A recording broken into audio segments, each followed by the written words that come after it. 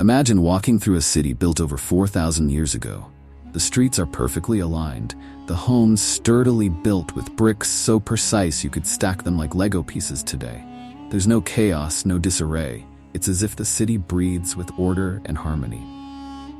But this isn't just any city. It's Mohenjo-Daro, a jewel of the mysterious Indus Valley Civilization. How did they achieve such brilliance? And more importantly, why did it all collapse into silence? Today we'll unravel the secrets of Harappa and Mohenjo-Daro, where history meets mystery in one of humanity's earliest urban masterpieces. But beware, the story of their rise and fall may leave you questioning everything you thought you knew about the ancient world. Let's travel back to 2600 BCE, along the fertile banks of the Indus River. A civilization unlike any other emerged. At its peak, the Indus Valley Civilization covered an area larger than ancient Egypt and Mesopotamia combined, an empire of over 1 million square kilometers. While their contemporaries in Mesopotamia built towering ziggurats, the Indus Valley people were busy building something even more impressive. Cities designed for people, not kings. Mohenjo-Daro wasn't just any city. It was a city of order. Streets ran in a precise grid, with wide boulevards and narrow lanes dividing neighborhoods. Homes were made with bricks of a standard size, mass-produced and baked to perfection. If you're wondering why they cared so much about uniformity, it wasn't just for aesthetics. This grid system allowed them to integrate one of their greatest innovations, a drainage system so advanced it put some modern cities to shame. Underground pipes and covered drains carried wastewater out of the city, a feature many civilizations wouldn't develop for thousands of years. Meanwhile, in medieval Europe, people were still tossing their chamber pots out of windows. Progress, right? Then there's the Great Bath, perhaps the most iconic structure of Mohenjo-Daro. A massive pool lined with waterproof bricks, surrounded by staircases on all sides. Was it a place of ritual cleansing? So next time you complain about your fridge being too small, remember, they had to feed entire cities with this setup. But their genius didn't stop there.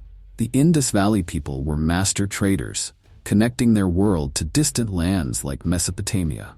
They used intricately carved seals as identifiers, marking goods like cotton, spices, and precious stones. These seals weren't just practical, they were works of art, featuring animals like bulls, elephants, and mythical creatures.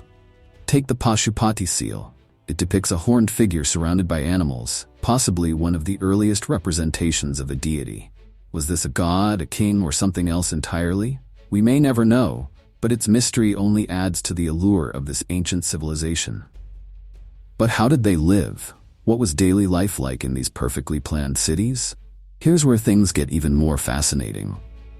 Life in the Indus Valley cities was strikingly egalitarian. There were no towering palaces or extravagant temples. Instead, most homes were similar in size and style, suggesting a society that valued equality. Even their wealthiest citizens didn't flaunt it. No Instagram flexing for these guys. They'd probably just trade seals and call it a day. Water was the lifeblood of their cities. Mohenjo-Daro alone had hundreds of wells, ensuring every home had access to clean water. In an era where most civilizations depended on rivers or communal sources, the Indus Valley people pioneered private water supply systems. But even the best-laid cities can crumble, and the Indus Valley was no exception. Which brings us to the ultimate question: what caused their decline?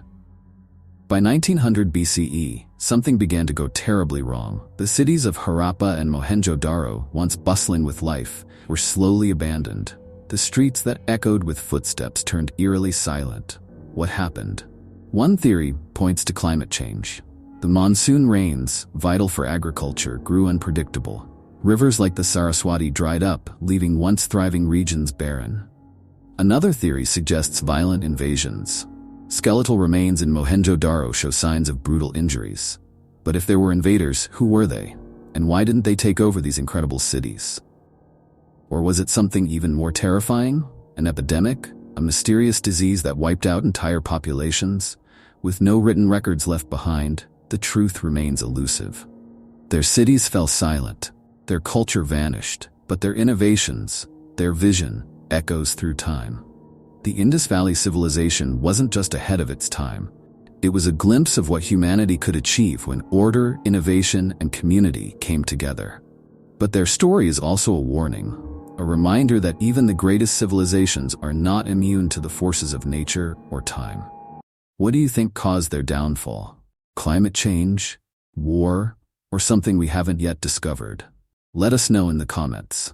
And if you want more stories of ancient mysteries and human brilliance, hit that like button, subscribe, and join us on this journey through history.